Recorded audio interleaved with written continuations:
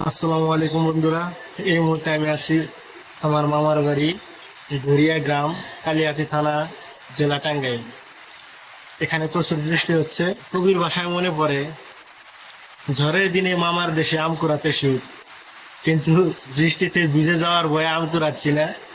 তাই বৃষ্টির এই আনন্দ ঘন মুহূর্তটা খুবই ভালো লাগছে। মামার বাড়ির আম, ঘরের সামনেই আম গাছ, আমও থোকায় থোকায় ঝোকায় ঝোকায় আম ধরেছে। কিন্তু আগের দিনের মতো এখন আর কেউ আম কুড়ায় না।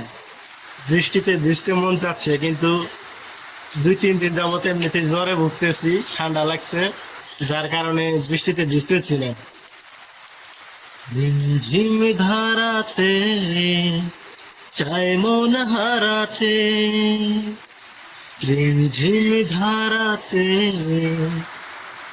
চায় মন হারাতে, এই ভালোবাসাতে আমাকে ফাঁসাতে এলো মেঘ যে এলো ফিরে বৃষ্টি সুরে সুরে শোনায় রাগিনী।